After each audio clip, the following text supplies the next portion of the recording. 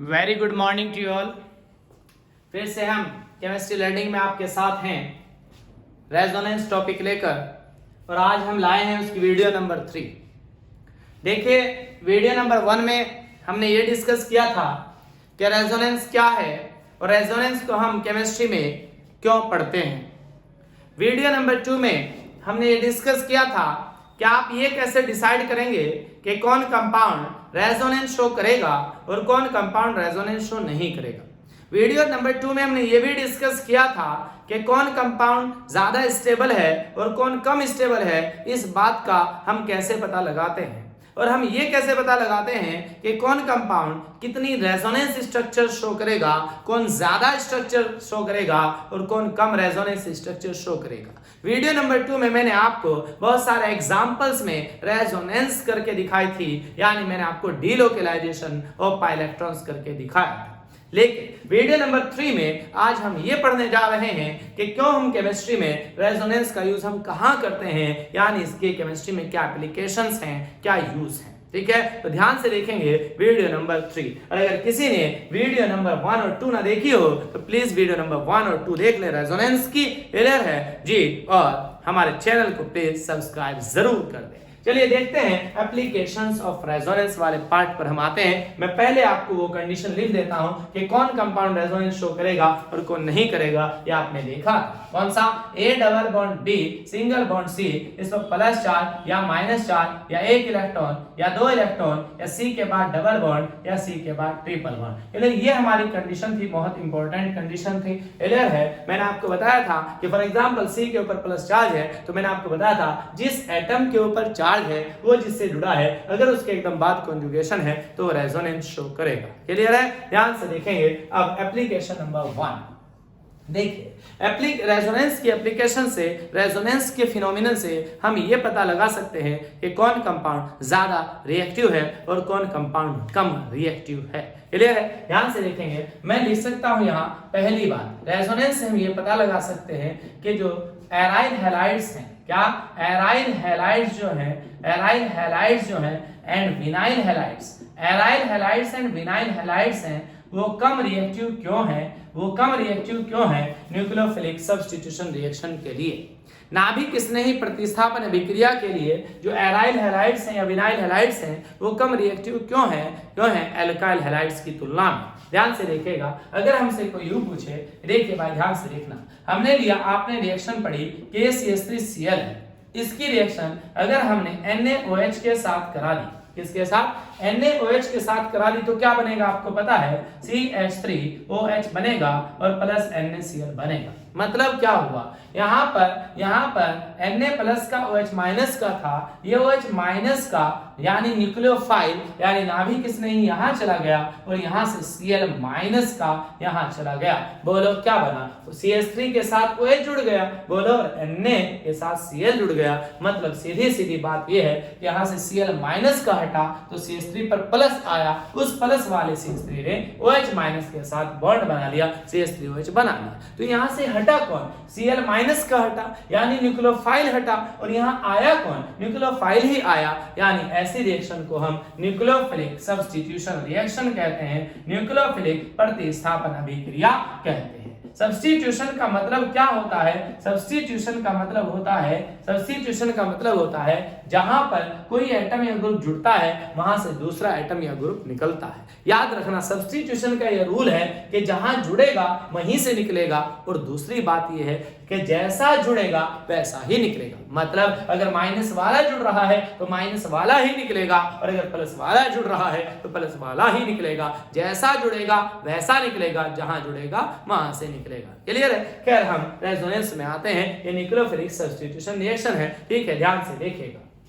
अब ये काम हमने क्या किया, हमने यहाँ पर बेंजीन रिंग के ऊपर Cl लगाया यानी क्लोरोबेंजीन दिया, हमने यहाँ पर NaOH की रिएक्शन कराई। ठीक है। चलिए भाई क्या होना चाहिए था, बताओ क्या हो जाना चाहिए था। जिस तरह से यहाँ Cl हट गया, उस यहाँ से Cl हट गया, OH वहां लग गया, Cl माइनस का हटा, OH माइनस का लग गया, ठीक उसी तरह यहाँ से भी Cl हट जाना चाहिए था और OH यहाँ आ जाना चाहिए था, Cl यहाँ से हट जाना चाहिए था। यानी क्या बन जाना चाहिए था, यहाँ पर बेंजीन रिंग के ऊपर OH आ जाना चाहिए था, यानी यहाँ फिनॉल बन जाना चाहिए था और प्लस NaCl निकलकर ये रिएक्शन हो जानी चाहिए थी। लेकिन याद रखना, ये रिएक्शन जिस तरह से रूम टेम्परेचर पर हुई है, सामान्य ताप पर हुई है, ये रिएक्शन अगर हम रूम टेम्परेचर पर कराना चाहें तो ये नहीं होगी। यानी इस रिएक्शन में रूम टेम्परेचर पर ये Cl यहाँ से नहीं हटेगा और OH यहाँ नहीं आएगा, यानी फिनॉल हमारा इस रिएक्शन में नहीं बनेगा रूम टेम्परेचर पर।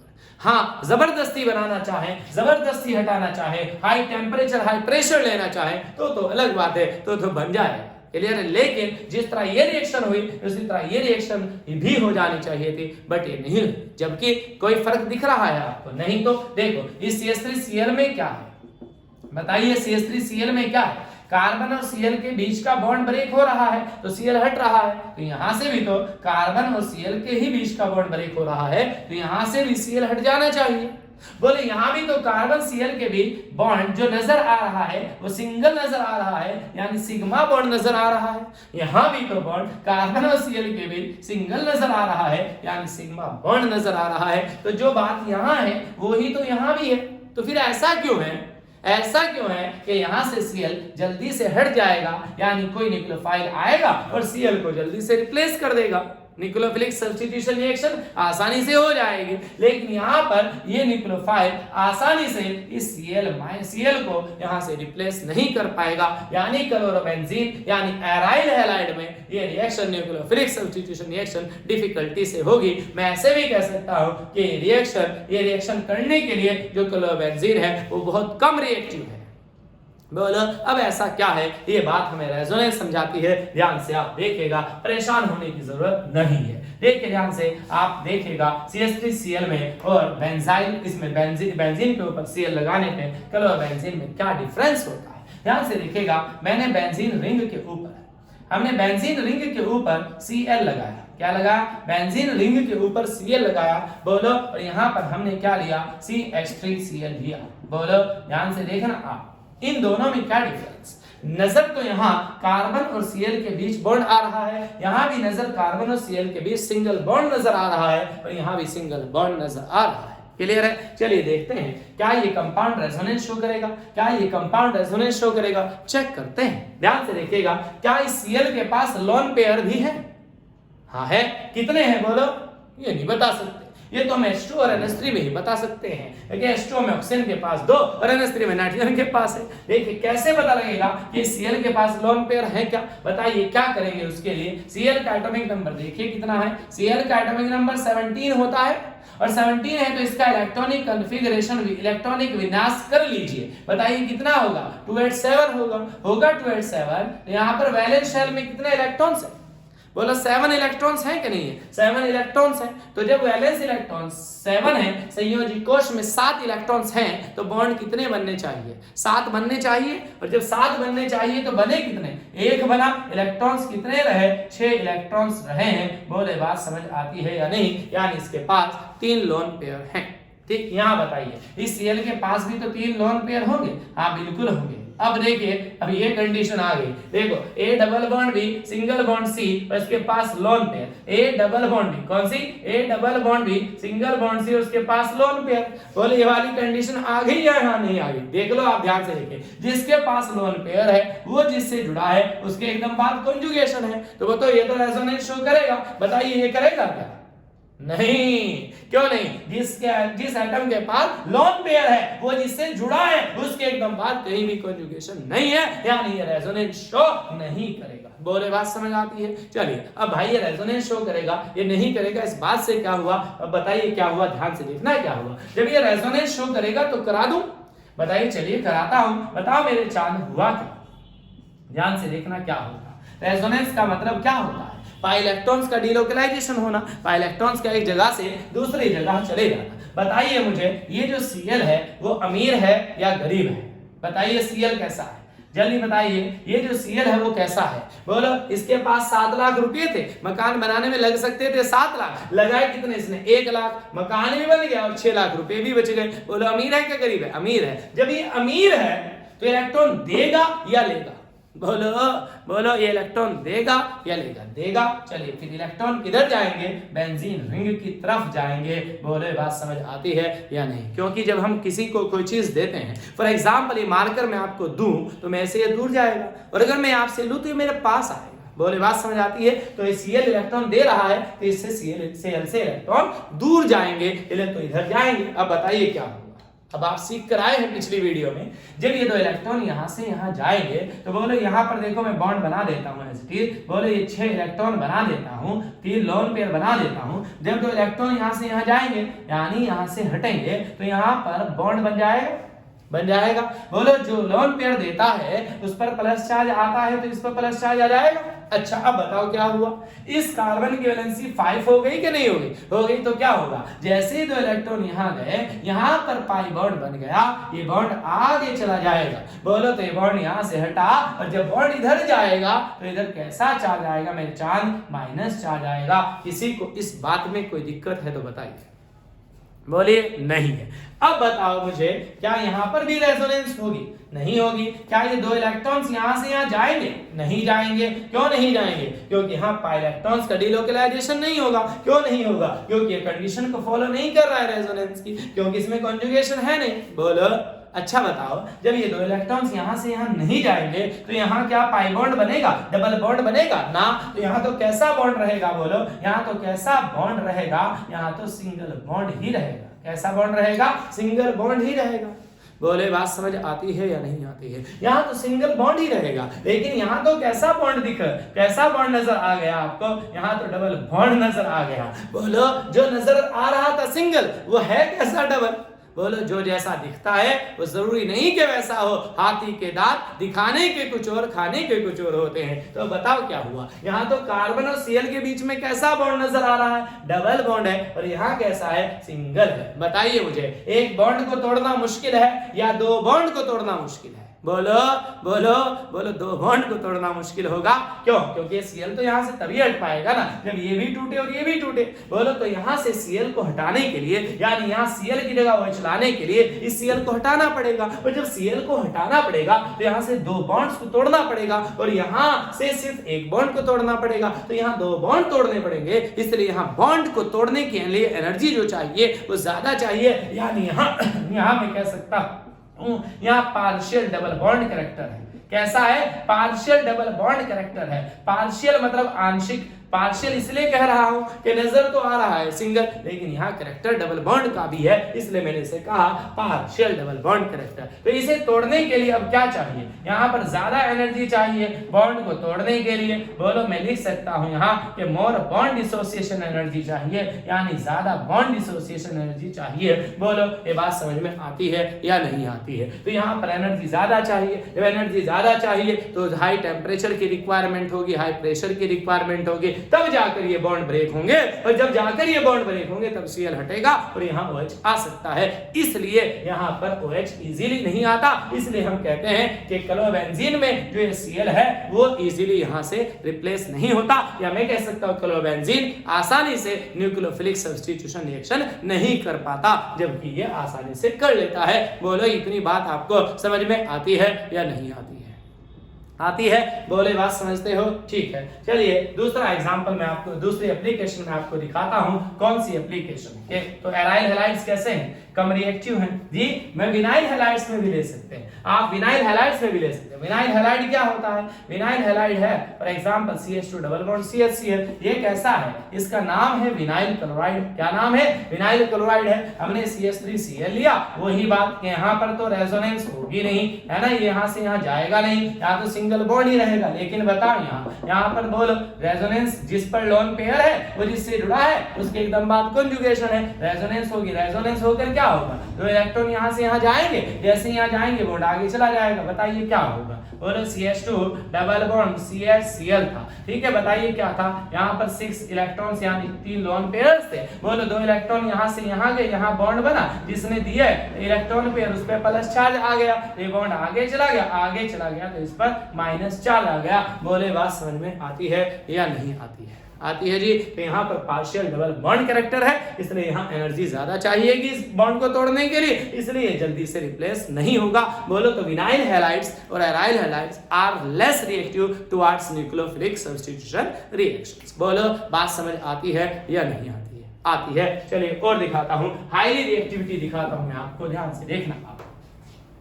दूसरी एप्लीकेशन दिखाता हूं, दूसरी एप्लीकेशन ध्यान से देखना। हम ये भी समझा सकते हैं कि कौन हाईली रिएक्टिव है और कौन कम रिएक्टिव है। मैं लिख रहा हूं highly reactivity of allyl halides. क्या? Highly reactivity of allyl halides and benzyl halides. Highly reactivity of allyl halides and benzyl halides किसके लिए? न्यूक्लियोफिलिक सब्स्टिट्यूशन रिएक्शंस के लिए भी आप रेजोनेंस से समझा सकते हैं। ध्यान से देखिएगा भाई प्लीज। मैंने एलाइल हैलाइड लिया। एलाइल हैलाइड क्या होता है?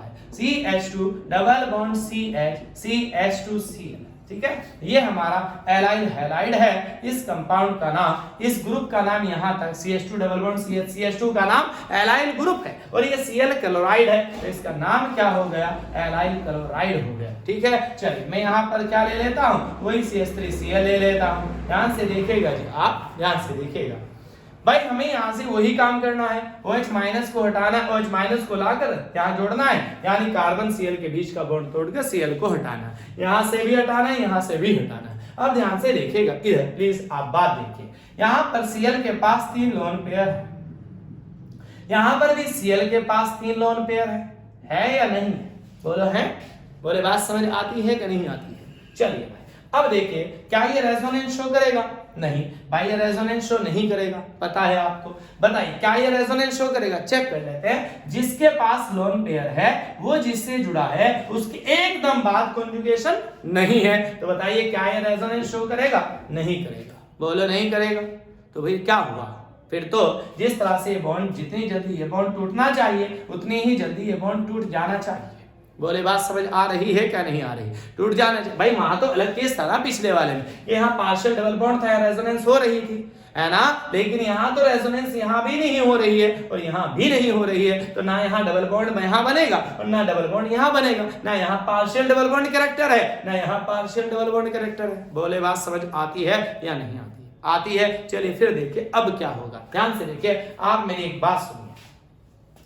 एक आदमी ए है और वो डोनर है, दाता है। एक आदमी बी है और वो डोनर है, दाता है। यानी ए डोनर है, दाता है, कोई भिखारी उसके पास आता है, वो उस भिखारी को पैसे देता है। ध्यान से देखिए, इस एक आदमी के पास, ए डोनर के पास फॉर एग्जाम्पल 1 लाख रुपए थे। कितने थे? 1 लाख रुपए फॉर एग्जाम्पल इसके पास थे। इसके पास कोई भिखारी आया, उसने, ए डोनर ने इस भिखारी को 1 लाख रुपए दे दिए।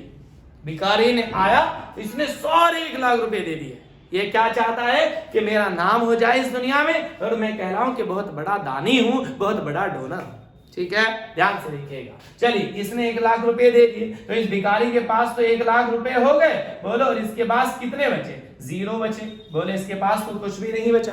बोलो नहीं बचा ना। चलिए, ये दूसरा दानी है, ये दूसरा डोनर है। ध्यान से देखिएगा, इसके पास भी फॉर एग्जाम्पल 1 लाख रुपए हैं। ठीक है, इसके पास कोई भिखारी आया, है ना। उस भिखारी ने पैसे मांगे, है ना। उसने कहा भिखारी ने, भाई 1 लाख मुझे दे दे। नहीं, इसने इस 1 लाख में से 1000 रुपये भिखारी को दिए। कितने दिए? 1000 रुपये दिए। बताइए इसके पास कितने बचे? 99,000 बचे या नहीं बचे? क्लियर है? बोलो बचे। अब मुझे आप बताइए, एक जनरल कंडीशन बताइए, एक लाइफ से रिलेटेड एग्जांपल में आप बताइए कि अच्छा भिखारी कौन है? बोलो आप तो कहेंगे कि अच्छा ये जिसने सारा दान दे दिया। नहीं, याद रखना, अच्छा भिखारी वो नहीं होता कि जितनी उसके पास प्रॉपर्टी है वो सारी की सारी किसी को दान में दे दे। नहीं, क्यों नहीं? क्योंकि ऊपर वाले ने ये नहीं बताया कि जितनी सब कुछ आपके पास है वो सब कुछ आप दान में दे दो। नहीं, क्यों? क्योंकि आपने तो दान दे दिया, आपका नाम तो हो गया, लेकिन आप भिखारी बन गए, आपके पास तो एक भी रुपया नहीं है। अब जरूरत पड़ेगी आपको खाने की, पीने की, बच्चा बीमार हो गया तो आपको जरूरत पड़ेगी, क्या करोगे? अब आपके हाथ में कटोरा आ जाएगा कि नहीं आएगा? आप मांगते फिरोगे दूसरों से। बोलो तो आप दानी हुए कि भिखारी हुए? आप तो खुद भिखारी बन गए। तो ऐसा दानी अच्छा दानी नहीं होता। क्यों? क्योंकि ऐसा दान देने से, सारे पैसा देने से आप अनस्टेबल हो गए, आपकी लाइफ अनस्टेबल हो गई, आपकी लाइफ स्टेबल नहीं रही। बोलो आप अनस्टेबल हो गए, आप दूसरों के सामने भीख मांगते फिर रहे हैं। बोलो आप उनके साथ रिएक्शन करते जा रहे हैं। बात समझ में आ रही कि नहीं आ रही है? बोलो तो ऐसा दानी अच्छा दानी नहीं होता जैसे दान देने के बाद उसकी लाइफ अनस्टेबल हो जाए। नहीं, ऐसा दानी अच्छा दानी है कि जिसके पास जितना पैसा है उसमें से थोड़ा सा भिखारी को दे दे, लेकिन उतना अपने पास रख ले कि अपनी जरूरतें पूरी हो जाए, यानी उसकी लाइफ चलती रहे, उसका जीवन यापन होता रहे, यानी उसकी लाइफ स्टेबल रहे, अनस्टेबल ना। बोलो ये बात समझ में आती है या नहीं आती है? बोलो आती है कि नहीं आती है? आती है। ध्यान से देखना। अब यहां पर देखिए भाई, देखो भाई ध्यान से देखिएगा, हमने अब क्या किया, ध्यान से समझना, बहुत अच्छे से समझना हमने क्या किया। ध्यान से देखिएगा, हमने यहां से कार्बन और Cl के बीच का बॉन्ड तोड़ दिया। चलिए कार्बन और Cl के बीच का जब बॉन्ड तोड़ा तो हुआ क्या? बताइए, बॉन्ड किधर जाएगा? बॉन्ड Cl की तरफ जाएगा। क्यों जाएगा Cl की तरफ? कार्बन और Cl में ज्यादा इलेक्ट्रोनेगेटिव कौन है? Cl है, तो बॉन्ड इधर जाएगा, और जब बॉन्ड इधर जाएगा तो इधर माइनस आएगा, और इधर प्लस आएगा। बताओ क्या बनेगा? जब यहां से Cl माइनस का निकला तो क्या बनेगा? CH2 double bond CH, CH2Cl था, बॉन्ड टूटा, बॉन्ड किधर गया? Cl की तरफ, तो Cl पर क्या आ गया? माइनस चार्ज, और इस पर क्या आ गया? Plus charge. कोई प्रॉब्लम? चलिए यहां से भी हमने बॉन्ड तोड़ा, कार्बन और Cl के बीच का, तो बॉन्ड Cl की तरफ जाएगा। जब बॉन्ड Cl की तरफ जाएगा तो बताइए मेरे चांस Cl पर माइनस आएगा और कार्बन पर प्लस आएगा कि नहीं आएगा? चलिए इसने दान दे दिया Cl के, इसने Cl को डोनेट कर दिया, इसने भी Cl को डोनेट कर दिया, तो ये Cl का दानी है और ये भी Cl का दानी है। बताइए अब दान देने के बाद जो लाइफ बची है ना, वो तो अच्छे से गुजर जाए, वो तो स्टेबल हो, वो अनस्टेबल ना हो जाए। बोलो वो बहुत ज्यादा तंगी में ना फंस जाए। बताइए इसने Cl दान दिया, इसके पास ये बना, ये कार्बोकटायन है जिसका नाम एलाइल कार्बोकटायन है। क्या नाम? कार्बोकटायन का मतलब कार्बन के ऊपर जहां भी प्लस होता है उसे कार्बोकटायन कहते हैं। कार्बन के ऊपर कार्बोकटायन मतलब पॉजिटिव आयन। ठीक है, ध्यान से देखो, इसका नाम क्या है? इसका नाम मिथाइल कार्बोकटायन है। क्या नाम है? मिथाइल कार्बोकटायन है। बोलो बात समझ आती है नहीं? अब बताइए दान देने के बाद ज्यादा स्टेबल कौन बचा? बोलो ये कम स्टेबल, ये ज्यादा स्टेबल, या ये ज्यादा स्टेबल, ये कम स्टेबल? बोलो चेक करिए, बताइए क्या ये कंपाउंड रेजोनेंस, ये कार्बोकटायन रेजोनेंस शो करेगा? नहीं करेगा, ये रेजोनेंस शो नहीं करेगा। क्यों नहीं करेगा? क्योंकि जिस पर चार्ज है वो जिससे जुड़ा है उसके बाद कॉन्जुगेशन नहीं है। बोलो ये बताइए, जिस पर चार्ज है वो जिससे जुड़ा है उसके एकदम बाद कॉन्जुगेशन है, यानी ये तो रेजोनेंस शो कर लेगा। बोलो ये तो रेजोनेंस शो कर लेगा कि नहीं? ये तो रेजोनेंस शो कर लेगा। और हमें पता है कि एक कंपाउंड रेजोनेंस शो करता है, और अगर दूसरा कंपाउंड रेजोनेंस शो नहीं करता है तो ज्यादा स्टेबल कौन होता है? जो रेजोनेंस शो करता है। और कम स्टेबल कौन होता है? जो रेजोनेंस शो नहीं करता है। बताइए दान देने के बाद भी ये क्या कर लेगा? अपने जो ये एराइल कार्बोकटायन बना है ये उसको स्टेबल कर लेगा। लेकिन ये तो लुट गया, इसने तो दान दे दिया, अब ये अपने आप को स्टेबल नहीं कर पा रहा है। बोलो बात समझ आती है कि नहीं? तो बताइए कौन जल्दी से देगा Cl-, जिसे ये पता है कि अगर मैंने इस भिखारी को पैसे भी दे दिए तो भी मैं अपना जीवन अच्छे से चला लूंगा, तो वो जल्दी से दे देगा। बोलो जिसे ये पता कि अगर तूने इस भिखारी को दान दे दिया तो तू भूखा मरेगा, बोलो तो वो नहीं देगा।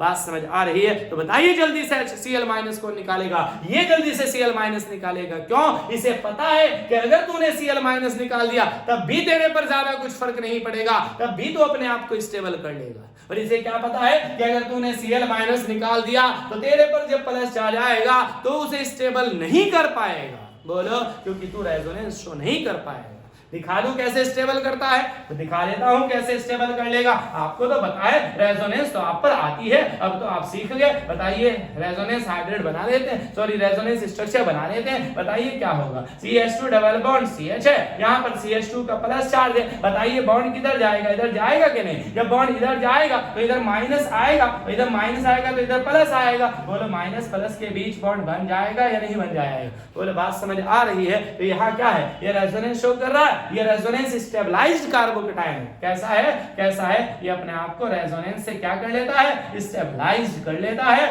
क्लियर है? लेकिन अल्काइल हैलाइड में रेजोनेंस स्टेबलाइज्ड कार्बोकेटायन नहीं बनता है। तो सीधी सीधी बात, फाइनल बात सुनिए, इसने Cl इसलिए जल्दी निकाल दिया क्योंकि इसका जो कार्बोकेटायन बन रहा है वो रेजोनेंस शो कर रहा है और वो अपने आप को स्टेबल कर रहा है। क्लियर है? बोलो इसलिए जल्दी रिएक्टिव हो जाएगा, ये ज्यादा रिएक्टिव हो जाएगा। तो एलाइल हैलाइड्स ज्यादा रिएक्टिव होते हैं सिंपल एल्काइल हैलाइड से। बोलो ये बात रेजोनेंस से समझ में आती है या नहीं आती है? आती है। इसी तरह बेंजाइल हैलाइड्स भी होते हैं। बेंजाइल हैलाइड्स ये है, बेंजाइल हैलाइड्स क्या होते हैं? बेंजाइल हैलाइड्स ये होते हैं, बेंजीन के ऊपर अगर CH2 होता है तो उसका नाम बेंजाइल होता है, और हैलाइड में Cl लगा तो इसका नाम क्लोराइड है। बोलो ये भी वही काम करेगा। अगर यहाँ से बॉन्ड ब्रेक हो गया, इस पर माइनस इस पर प्लस आ गया, तो इसने Cl माइनस निकाल दिया, ठीक बात। क्या ये रेजोनेंस शो करेगा? क्या ये कार्बोकेटायन रेजोनेंस स्टेबलाइज्ड है? हाँ है। क्यों? जिस पर चार्ज है वो जिस से है उसके एकदम बाद कॉन्जुगेशन है। बोलो तो ये कार्बोकेटायन रेजोनेंस स्टेबलाइज्ड है, यानी ये रेजोनेंस शो कर लेगा। बोलो इसलिए जल्दी से H+ निकाल देगा। बोलो ये बात समझ में आती है या नहीं आती है? आती है या नहीं आती है? आती है। चलिए ये कार्बो रेजोनेंस की दूसरी एप्लीकेशन थी। तीसरी एप्लीकेशन मैं आपको दिखाता हूं। रेजोनेंस की तीसरी एप्लीकेशन क्या है, ध्यान से देखिएगा, आप परेशान नहीं होना। ध्यान से देखिएगा, एसिडिटी, एसिडिक कैरेक्टर भी समझाता है। Acidity, acidity of carboxylic acids, acidity of carboxylic acids, carboxylic acids की एसिडिटी भी ये समझाता है। ध्यान से देखिएगा कैसे। मैं यहाँ पर कार्बोक्सिलिक एसिड ले लेता हूँ। कार्बोक्सिलिक एसिड क्या होते हैं? अभी मैंने आपको एग्जांपल दिखाया था, RC डबल बॉन्ड OH। इस ऑक्सीजन के पास 2 लोन पेयर हैं। बताइए क्या ये रेजोनेंस शो करेगा? हाँ रेजोनेंस शो करेगा। रेजोनेंस शो करेगा तो करा दो, यहाँ से 2 इलेक्ट्रॉन यहाँ भेज दो। बोलो ये बॉन्ड आगे चला जाएगा। बताइए क्या रेजोनेंस स्ट्रक्चर बनेगी? यहाँ पर R, यहाँ पर क्या C डबल बॉन्ड O था, यहाँ पर O था, यहाँ पर H था, 2 इलेक्ट्रॉन, ये 2 इलेक्ट्रॉन थे। बोलो थे कि नहीं थे? तो यहाँ से 2 इलेक्ट्रॉन जब यहाँ गए, यहाँ पर बॉन्ड बन गया। बोलो ये बॉन्ड ऊपर चला गया तो इस पर माइनस चार्ज आ गया। आ गया कि नहीं आ गया? बोले बात समझ आती है? चलिए ये तो कार्बोक्सिलिक एसिड वाला केस था। कौन सा केस था? कार्बोक्सिलिक एसिड वाला केस था। ध्यान से देखिएगा। अब मैं आपको कार्बोक्सिलेट वाली बात बताता हूँ। देखिए ये जो कार्बोक्सिलिक एसिड है ना, कार्बोक्सिलिक एसिड है, फॉर एग्जांपल RCOOH है। जी एसिड कौन होता है? बोलो कौन होता है एसिड? अम्ल कौन होता है? जो एक्वस सॉल्यूशन में प्रोटॉन निकालता है, जो एक्वस सॉल्यूशन में H+ निकालता है ना, उसे हम जनरली एसिड कहते हैं अर्हेनियस के अकॉर्डिंग। ध्यान से देखिएगा क्या होगा, जब ये एसिड है तो क्या करेगा, यहाँ से इसका बॉन्ड टूटेगा, H+ निकलेगा। बोलो जो H+ निकलेगा तो ऊपर माइनस आएगा कि नहीं आएगा? RC डबल बॉन्ड O, और यहाँ पर क्या, यहाँ दिखा देता हूँ। बोलो क्या होगा, RC डबल बॉन्ड O और O पर माइनस आएगा, H पर प्लस आएगा। बोलो अगर आपने CH3COOH लिया, एसिटिक एसिड लिया, यहाँ क्या बनेगा? CH3COO माइनस बनेगा, एसिटेट बन जाएगा। तो इसीलिए तो ये एसिड है। बोलो तो ये क्या है? हमारा कार्बोक्सिलिक एसिड था तो कार्बोक्सिलेट है। बोलो चलिए दिखाता हूं मैं आपको। इधर देखिए, अब इसकी रेजोनेंस स्ट्रक्चर दिखाता हूं। हमारे पास कार्बोक्सिलेट है। क्या है? कार्बोक्सिलेट, ये आयन है। बताइए कार्बोक्सिलेट कब बना? जब एसिड ने H+ निकाल दिया। ठीक है, चलिए देखिए, अब ध्यान से देखिएगा जी। इधर यहाँ पर हमने ये रेजोनेंस स्ट्रक्चर शो कराई। करेगा ये रेजोनेंस शो या नहीं करेगा? करेगा। कैसे पता चला? जिस पर चार्ज है वो जिससे जुड़ा है उसके एकदम बाद कॉन्जुगेशन है। पिछली वीडियो में मैंने बनाकर भी दिखाई थी इन दोनों की रेजोनेंस। चलिए बनाता हूँ। यहाँ से यहाँ जाएगा, ये बॉन्ड आगे चला जाएगा। बोलो अब तो सीख गए होंगे ना। बताइए क्या होगा? यहाँ पर RC डबल बॉन्ड O था, यहाँ पर O पर माइनस था। बताइए 2 इलेक्ट्रॉन यहाँ से यहाँ गए तो यहाँ पर पाई बॉन्ड बन गया। ये बॉन्ड आगे चला गया तो इधर से टूट गया, इस पर माइनस चार्ज आ गया। बोले बात समझ आती है? ये क्या है? कार्बोक्सिलेट आयन है। बोलो कार्बोक्सिलेट आयन। ध्यान से देखना अब आप, क्या ये कार्बोक्सिलिक एसिड H+ जल्दी निकालेंगे? हाँ निकाल देंगे। क्यों निकाल देंगे? क्योंकि ध्यान से देखना, अगर इन्होंने ना निकाला रेजोनेंस तो आप कहेंगे भाई रेजोनेंस तो यहां भी हो गई, आप कहेंगे रेजोनेंस तो यहां भी हो गई। बोलो क्लियर है? लेकिन देखो, लेकिन देखिए भाई प्यारे देखना ध्यान से, जब रेजोनेंस यहां हो तो इससे ये स्ट्रक्चर बनी। बोलो सॉरी ये गलती हो गई यहाँ, क्या जब इसने लोन पेयर दिया यहाँ तो यहाँ पर प्लस चार्ज भी तो आएगा, आएगा कि नहीं आएगा? हाँ अब सही है, ध्यान से देखो। तो जब इसने रेजोनेंस शो करी बिना H प्लस निकाले, इसने अपना एसिडिक कैरेक्टर शो नहीं किया। एसिडिक कैरेक्टर क्या है? अरेनियस के अकॉर्डिंग क्या एक्वस सॉल्यूशन में डालने पर, जलीय विलयन में डालने पर H प्लस निकाल देगा एसिड। बोलो तो इसने तो H प्लस निकाला नहीं, वहीं के वहीं रेजोनेंस शो कर दी। लेकिन देखो क्या खतरनाक बात हुई, जब इसने यहीं के यहीं रेजोनेंस शो करी बिना H प्लस निकाले करी, तो देखो क्या हुआ, इस पर यहाँ प्लस यहाँ माइनस आ गया। बोलो ये प्लस है या माइनस है? जब ये प्लस ये माइनस है, इस बात को हम क्या कहते हैं? Charge separation. क्या कहते हैं? Charge separation. तो यहाँ पर चार्ज सेपरेशन है, मतलब एक चार्ज दूसरे चार्ज से अलग है। बोलो है कि नहीं है? मतलब यहाँ पर भी चार्ज है, यहाँ पर भी चार्ज है, इसे कहते हैं चार्ज सेपरेशन। बोलो क्लियर? मैंने आपको एक बात बताई थी वीडियो नंबर 1 में, एक रूल बताया था कि अगर किन्हीं दो रेजोनेंस स्ट्रक्चर में से एक में चार्ज सेपरेशन है तो वो कम स्टेबल होगी, और जिसमें चार्ज सेपरेशन नहीं है तो वो ज्यादा स्टेबल होगी। बोलो बात समझ आती है? बताइए क्या यहाँ चार्ज सेपरेशन है? नहीं, एक चार्ज है सिर्फ, दूसरा चार्ज इससे कहीं अलग है नहीं। बोलो है क्या? नहीं है। तो यहाँ पर चार्ज सेपरेशन नहीं है। बोले बात समझ आती है या नहीं आती है? क्लियर है? वो रूल समझ आता है आपको चार्ज सेपरेशन वाला? तो जब यहाँ चार्ज सेपरेशन है और यहाँ चार्ज सेपरेशन नहीं है, बताइए ये रेजोनेंस स्ट्रक्चर ज्यादा स्टेबल है या ये वाली रेजोनेंस स्ट्रक्चर ज्यादा स्टेबल है? बोलो कौन सी है? ये ज्यादा स्टेबल है। ये कौन सी है? ज्यादा स्टेबल है। और ये कौन सी है? ये कम स्टेबल है। बोलो इतनी बात अगर समझ आती है तो बताइए। बोलो आती है? अच्छा बताओ किस हाल में रहेगा? H प्लस निकाल कर ज्यादा स्टेबल रेजोनेंस स्ट्रक्चर बना रहा है या नहीं?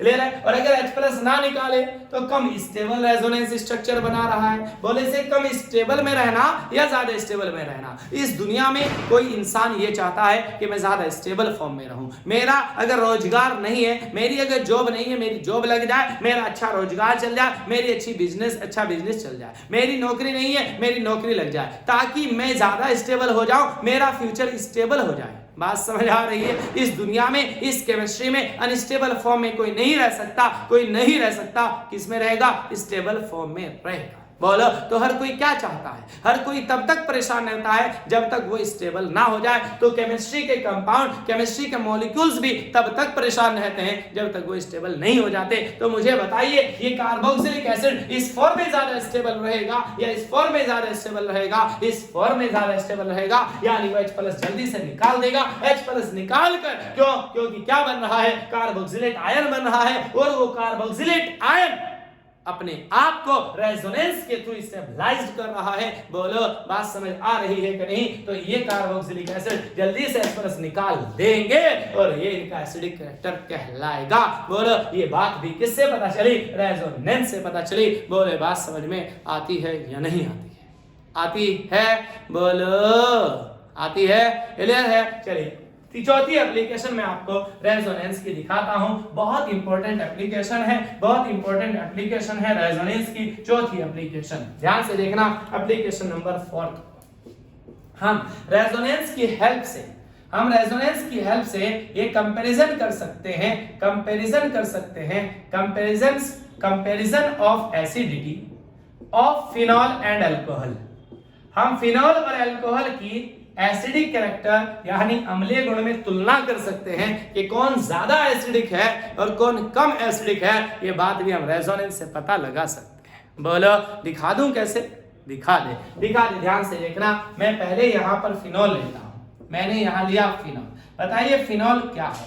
फिनॉल क्या है? बेंजीन रिंग के ऊपर हमने OH लिया, ये कंपाउंड फिनॉल है। ठीक है, चलिए दूसरा मैंने लिया अल्कोहल। हमने कोई भी अल्कोहल ले लिया, फॉर एग्जांपल हमने CH3CH2OH ले लिया, इसका नाम एथेनॉल है। ये पौवा है, ये जस्ट चिल है, ये दारू में यूज होता है। देखिए ये एथेनॉल है और ये क्या है? हमारे पास फिनॉल है। ठीक है, देखो ध्यान से, यहां भी हाइड्रोजन और ऑक्सीजन के बीच सिंगल बॉन्ड है और यहां भी हाइड्रोजन और ऑक्सीजन के बीच सिंगल बॉन्ड है। ठीक है। चलिए हम कह रहे हैं कि फिनॉल एसिडिक है, हम कह रहे हैं अल्कोहल भी एसिडिक है, ठीक है भाई। चलिए भाई देखते हैं। चलिए जब ये एसिडिक है, अम्लीय है, हमने इसे पानी में डाला, एक्वस सॉल्यूशन में डाला, इसको भी हमने एक्वस सॉल्यूशन में डाला। बताइए अगर मैं इसको एसिड कह रहा हूं तो बोलो क्या होगा? बोलिए अगर मैं इसे एसिड कह रहा हूं तो इसको H+ निकालना पड़ेगा रीनियस कॉन्सेप्ट के अकॉर्डिंग, और अगर मैं इसे भी एसिड कह रहा हूं तो ये भी H+ निकालेगा रीनियस कॉन्सेप्ट के अकॉर्डिंग। कोई दिक्कत? चलिए जब ये H+ निकालेगा तो क्या होगा? बोलो हाइड्रोजन ऑक्सीजन के बीच का बॉन्ड ब्रेक होगा। जब हाइड्रोजन ऑक्सीजन के बीच का बॉन्ड ब्रेक होगा तो किधर जाएगा? ऑक्सीजन की तरफ जाएगा। क्यों? क्योंकि ऑक्सीजन ज्यादा इलेक्ट्रोनेगेटिव है हाइड्रोजन से, ज्यादा विद्युत ऋणात्मकता है। चलिए क्या बनेगा बताइए? बोले क्या बनेगा? यहाँ पर बॉन्ड, यहाँ पर बॉन्ड, यहाँ पर बॉन्ड, यहाँ पर O पर माइनस आएगा और यहाँ पर H पर प्लस आएगा। आएगा कि नहीं आएगा? बोलिए इसने H+ निकाला, ध्यान से देखिए H+ हमने निकाल दिया, माइनस का मतलब निकला, कौन निकला? H+ का निकला। यहाँ से भी मैं H+ का निकाल रहा हूँ, बोलो क्या होगा? यहाँ पर CH3, यहाँ पर CH2 और यहाँ पर O पर माइनस चार्ज आएगा। बोलो इसका नाम फिनॉल से बना और ऑक्सीजन पर माइनस चार्ज है, इसका नाम फिनॉक्साइड आयन है और इसका नाम 2 कार्बन 1 है और O पर माइनस है, इसका नाम मेथॉक्साइड आयन है। बोलो बोलो बोलो। अब बताइए इसने भी H+ निकाला, इसने भी H+ निकाला, इसमें भी हाइड्रोजन ऑक्सीजन के बीच का बॉन्ड ब्रेक हुआ, इसमें भी हाइड्रोजन के ऑक्सीजन के बीच का बॉन्ड ब्रेक हुआ। ये भी H+ का दानी, ये भी H+ का दानी। बताइए पता लगाएं अच्छा दानी कौन? बोलो कौन अच्छा दानी? जो दान देने के बाद जिसकी लाइफ स्टेबल बचे या जो दान देने के बाद अनस्टेबल हो जाए, भूखा हो जाए? बोलो कौन? जो दान देने के बाद भी जिसकी लाइफ स्टेबल बचती हो वो अच्छा दानी है। बोलो वो जल्दी से दान दे सकता है क्योंकि उसे डर नहीं है कि तुझे किसी से मांगने पड़ेंगे। बोलो चलिए देखते हैं। बताइए बताइए बताइए क्या ये मेथॉक्साइड आयन, क्या ये रेजोनेंस स्टेबलाइज्ड होगा? बोलिए क्या ये मेथॉक्साइड आयन रेजोनेंस स्टेबलाइज्ड होगा? नहीं। क्यों? जिस एटम के ऊपर चार्ज है वो जिससे जुड़ा है उसके एकदम बाद कॉन्जुगेशन नहीं है। बोलो तो क्या ये रेजोनेंस शो करेगा? ये रेजोनेंस शो नहीं करेगा। बोलो बोलो। तो इसने तो H+ नहीं देकर, इसने तो H+ निकाल कर अपना नुकसान कर लिया। कैसा नुकसान कर लिया? ये तो अब स्टेबल ही नहीं हो पा रहा है। बोलो बात समझ आ रही है? यहाँ देखिए ये फिनॉक्साइड आयन है, इसने जब H+ निकाला ये फिनॉक्साइड आयन बना। बताइए क्या ये रेजोनेंस शो करेगा? हाँ जी करेगा। देख लो जिस एटम के ऊपर चार्ज है वो जिससे जुड़ा है उसके एकदम बाद कॉन्जुगेशन है। बोलो है कि नहीं है? तो ये रेजोनेंस शो करेगा कि नहीं करेगा? करेगा। बोलो बात समझ आ रही है नहीं आ रही? करेगा। तो ये फिनॉक्साइड आयन बताओ, ये फिनॉक्साइड आयन बताओ रेजोनेंस के थ्रू अपने आप को स्टेबल कर लेगा कि नहीं कर लेगा? कर लेगा। यानी ये क्या होगा? रेजोनेंस स्टेबलाइज होगा। बोलिए तो ये H+ निकालने के बाद ये दानी अपने आप को स्टेबल कर लेगा, अपनी लाइफ चला लेगा, और ये दानी H+ निकालने के बाद भूखा हो जाएगा, मर जाएगा। बोलो तो ये क्यों निकालेगा भाई? नहीं ये नहीं निकालेगा, ये नहीं निकालेगा। मतलब ये बहुत देर से बहुत कुछ सोच समझ कर निकालेगा। बात समझ आ रही है? यानी ये H+ देर से निकालेगा, यानी ये H+ बोलो H+ निकालने में क्या लगाएगा? H+ निकालने में देरी लगाएगा। और बताइए तो H+ क्या निकाल देगा? ये तो H+ जल्दी से निकाल देगा। और याद रखना जो एसिड H+ जल्दी से निकाल दे वो स्ट्रॉन्ग एसिड होगा, वो प्रबल अम्ल होता है, और जो H+ निकालने में देरी लगाए वो वीक एसिड होता है, यानी वो दुर्बल अम्ल होता है। बोले बात समझ आती है नहीं? कैसे स्टेबलाइज कर पाएगा आपको पता है? चलिए रेजोनेंस स्ट्रक्चर बना देते हैं। बनाइए बताइए क्या होगा? यहाँ से 2 इलेक्ट्रॉन यहाँ जाएंगे। बोले बॉन्ड आगे जाएगा, जाएगा कि नहीं जाएगा? बताइए क्या होगा? यहाँ पर बेंजीन रिंग, यहाँ पर बॉन्ड, यहाँ पर बॉन्ड, यहाँ पर बॉन्ड, यहाँ पर O पर माइनस चार्ज है। बोले बात समझ आती है? यहाँ पर जो O पर माइनस चार्ज है ये यहाँ से यहाँ जाएगा। बोलो यहाँ से हटेगा, बॉन्ड बन जाएगा। बोले बॉन्ड आगे जाएगा, तो आगे जाएगा तो इस पर माइनस आएगा। बोले हो गया स्टेबलाइज्ड। फिर आगे रेजोनेंस हो जाएगी कि नहीं हो जाएगी? आगे भी रेजोनेंस करा के दिखाऊंगा, वो अलग में कॉन्सेप्ट में आपको पढ़ाऊंगा कि यहाँ कितनी रेजोनेंस होगी, सारी रेजोनेंस आपको करा के दिखाऊंगा। बोले बात समझ में आती है या नहीं आती है? बताइए। तो रेजोनेंस की चौथी एप्लीकेशन में हमने क्या सीखा कि फिनॉल जल्दी से H+ निकाल देगा। क्यों? क्योंकि H+ निकालने के बाद जो उसका बचा हुआ आयन है, जो उसका फिनॉक्साइड आयन है, जो उसका कॉन्जुगेट बेस है, जो संयुग्मी अक्षार उसका है, जो बचा हुआ है, वो अपने आप को रेजोनेंस के थ्रू स्टेबलाइज कर रहा है। लेकिन इथाइल अल्कोहल में यानी अल्कोहल में जब H+ निकाल रहे हैं तो उसका जो एल्कोक्साइड आयन, जो इथॉक्साइड आयन बना है, वो अपने आप को रेजोनेंस से स्टेबलाइज नहीं करेगा। इसलिए फिनॉल ज्यादा एसिडिक है, फिनॉल मोर एसिडिक है किसकी तुलना में? अल्कोहल। तो अगर वो आपसे पूछे phenol is more acidic as compare to alcohol, why? बोले फिनॉल ज्यादा एसिडिक है अल्कोहल की तुलना में, क्यों?